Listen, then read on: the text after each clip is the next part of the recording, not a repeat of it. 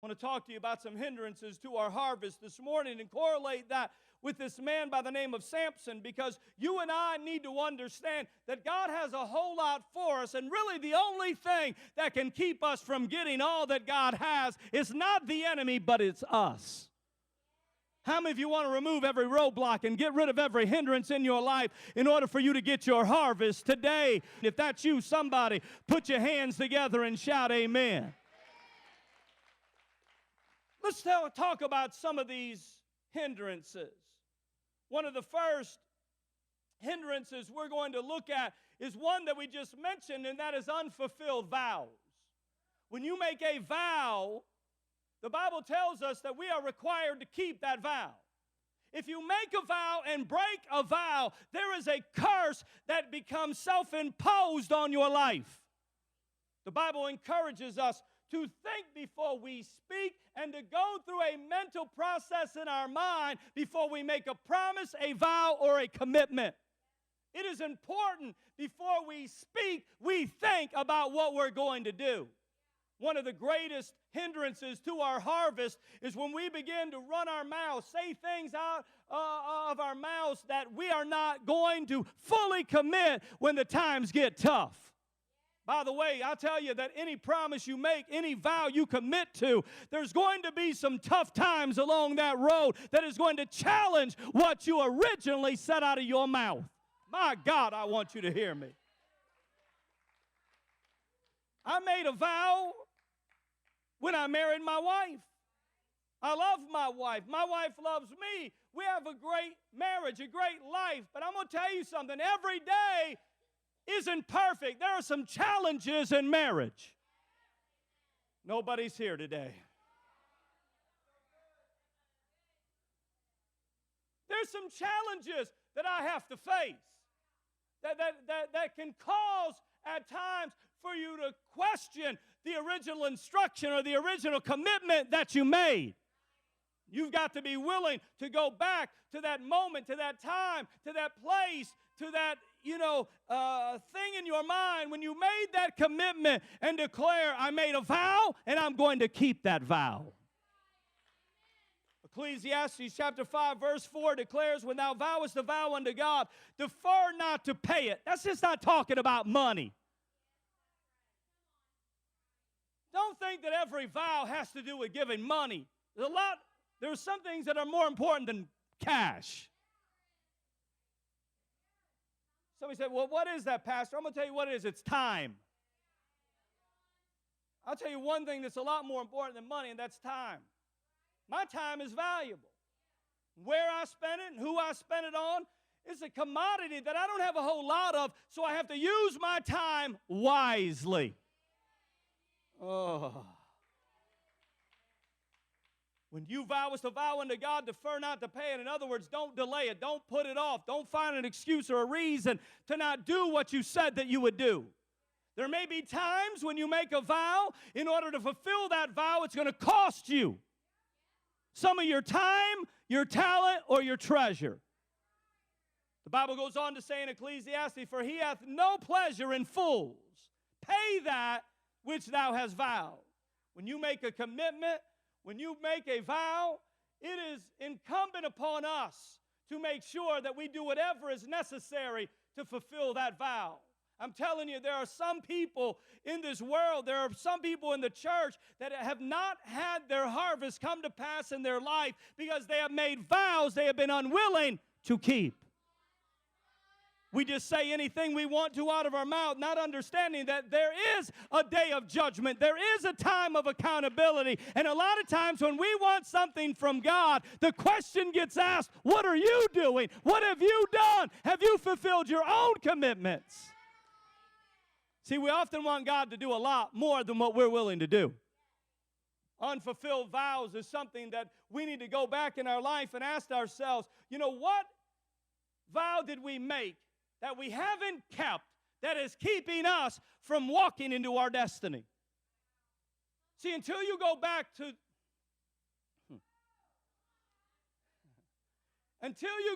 your last act of disobedience, you can never be thrust into your destiny.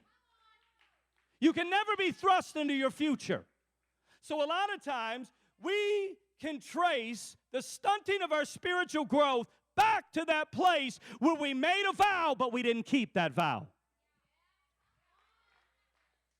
Let me give you another one.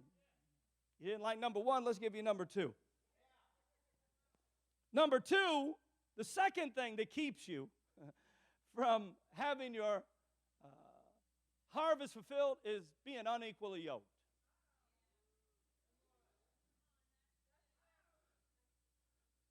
When you partner with somebody that God hasn't destined you to be partnered with, when you force the issue because you're lonely, it has a tendency to come back and bite you. I love Samson. Because when you go to Judges 13, 14, 15, you really see somebody who really wanted to do what he wanted to do. Now, thank God we ain't got no people like that this morning here. Thank God all of you are obedient. Say amen. Thank God all of you are spiritual, right? I mean, none of us here struggle with things. In Judges 14, go with me. The Bible said, and Samson went to Timnath and saw a woman. Somebody say Saul. He saw a woman who was a daughter of the Philistines. And he came up and he told his father and his mother, and he said, I've seen a woman. Yeah. Woo! Come on, give me 5, Dad. Mom, I found her. Woo!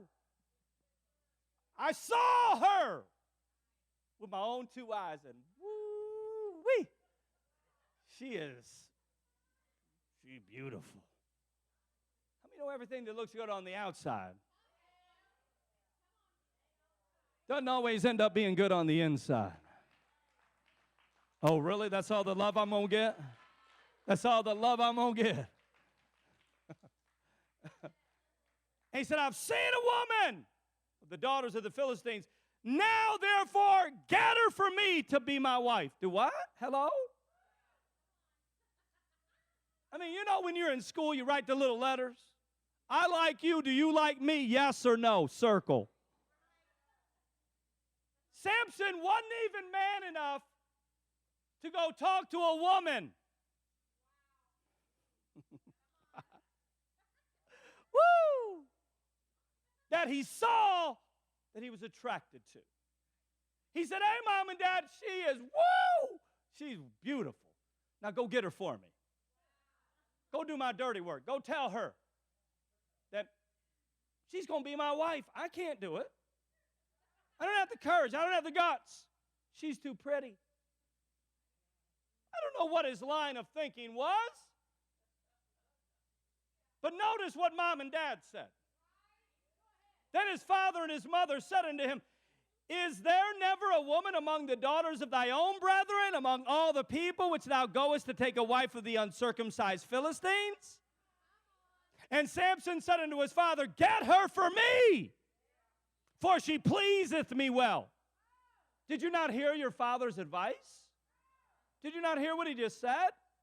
Obviously not, because one sign of immaturity is you keep repeating stuff that you want that you know you should not have. See, being unequally yoked, whether you don't like it or not, it doesn't have to do with color. Unequally yoked has to do with Christian character. Go ahead and clap. Doesn't have to do with race. Doesn't have to do what's on the outside. It has to do with on the inside. His father and his mother, the Bible said in verse 4, knew it was not of the Lord that he sought an occasion against the Philistines. For at that time, the Philistines had dominion over Israel. Then Samson went down, his father and his mother, to Timnath and came to the vineyard. And behold, a young lion roared against him, and the Spirit of the Lord came upon him mightily, and he rent him as he would have rent a kid, and he had nothing in his hand, but he had told not his father or his mother what he had done. When he went down, he talked with the woman, and she pleased Samson well. He said, I not only like what I see, I like the little bit that I hear.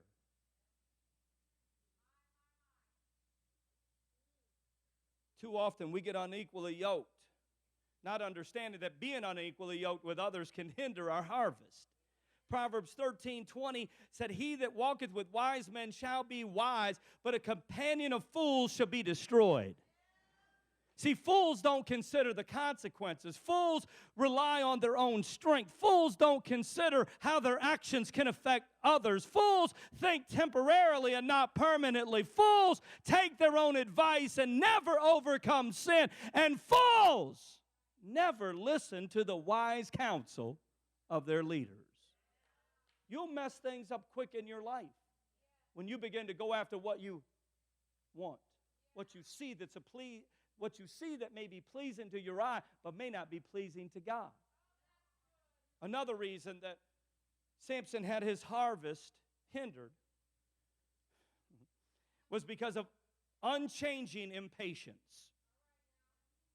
Samson was impatient. Notice what he said. I want her now. I don't want to wait. I don't want to put this thing off. I want it now. Well, you better be careful what drives you, what your passions are that cause you to want something now. Usually God makes us wait because it's in the process of waiting that God refines us and prepares us for what He wants to bring to us. Sometimes we get things prematurely and we're not ready to handle the responsibility that comes along with the things that God gives. Is anybody here?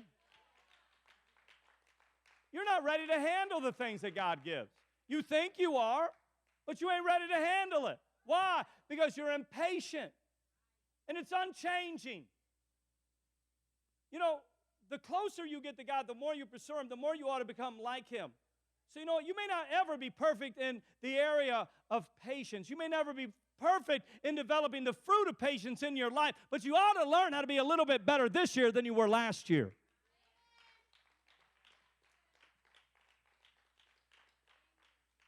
Lamentations 3:25 said, the Lord is good unto them that wait for Him.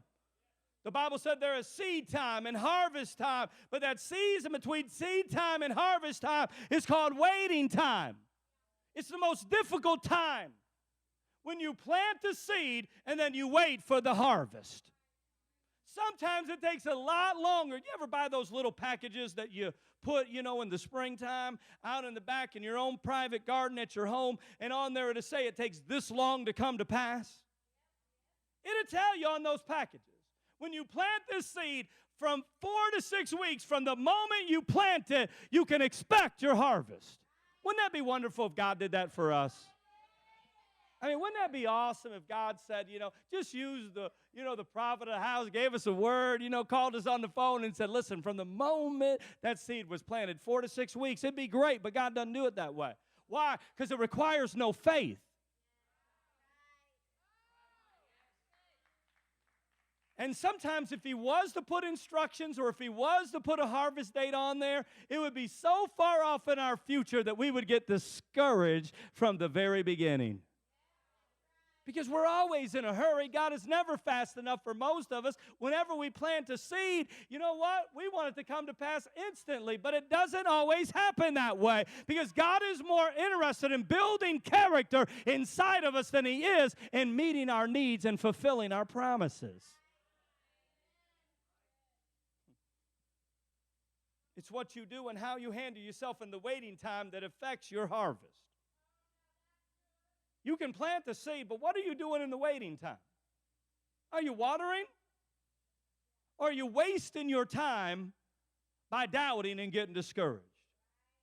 Waiting time is hard time. Waiting time is difficult time. Because you come, you get prayed for, God puts a deposit, a seed is planted, you plant a seed, and you're like, man, I want to see this thing come to pass, and God doesn't always do it on our time frame. And it's what you do in that waiting time that affects your harvest, because between conception and completion, there must be consecration. One of the greatest hindrances to our harvest is that we're unwilling to wait. That unchanging impatience, it drives us. Frustration, doubt, unbelief causes us to abort the seed and ultimately kill our harvest. Can I give you another one? Notice the undigested counsel. His father and mother told him what to do, but he did it anyway. When God hears the cry, have you ever got counsel but didn't listen to it? Anybody? Just raise your hand. I'm not going to ask you specifically what, but somebody counseled you, but you did the total opposite. If you've done it once, many people probably still feel the effects of a bad decision that they have not listened to somebody over them when it came to good counsel, and they didn't digest the counsel that was given.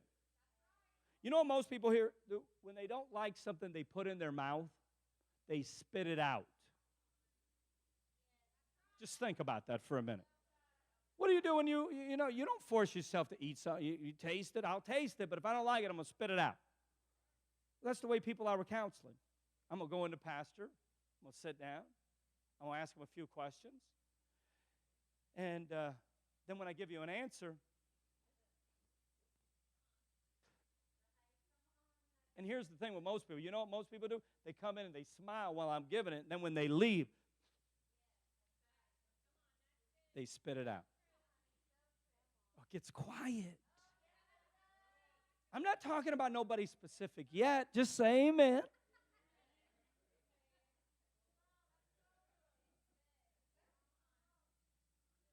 One of the most frustrating things as a pastor is when you want to help people more than they want to help themselves. And they come and get advice, and you want to put them on the right path, but they end up doing what they want to do anyway. You're not going over there. Can't you find somebody over here? Why do you got to visually, let somebody draw you away from your own lust and entice you? That's not right. I want it anyway.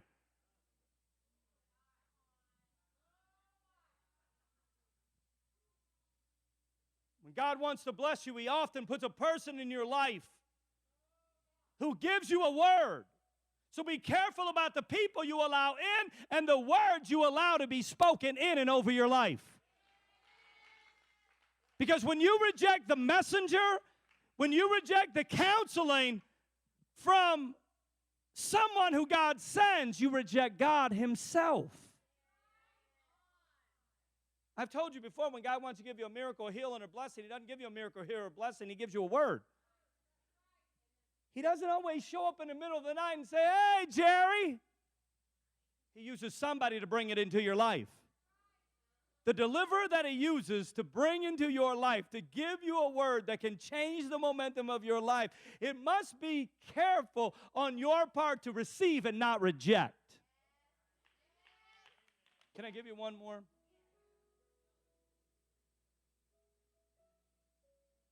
Ungodly habits are a deterrent to your destiny. They're a hindrance to your harvest. He was controlled by lust. He wanted to please the flesh. He married a foreign unbeliever.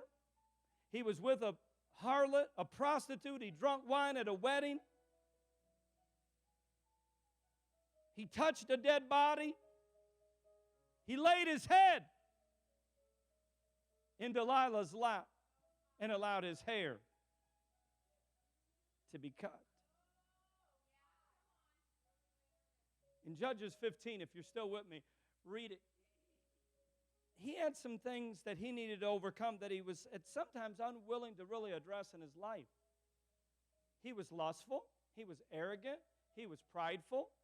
He rejected godly wisdom. He wasn't a very good son. He was also a workaholic. Notice in chapter 15 of Judges, but it came to pass within a while after, in the time of the wheat harvest, that Samson visited his wife with a kid. And he said, I will go into my wife into the chamber. But her father would not suffer him to go in. And the father said, I verily thought that thou hadst utterly hated her. Therefore I gave her to thy companion. What happened? Here's what happened. He was working. It was harvest time. He was out there working. Look at me. He was out there working. There's sometimes, man, you got to work harder than others. You may be in a business that you work harder than others. Just because you work harder at one season than you do another season doesn't give you a right to put God or your family on the back burner. My God, somebody needs to clap your hands.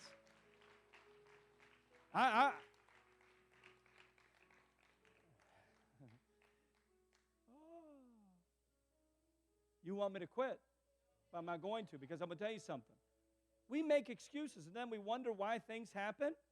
Well, if you aren't protecting it, somebody's got to. Be careful. Don't use working as an excuse to put your family on the back burner. It ought to be God, then your spouse. Not God and your kids. It ought to be God and your spouse.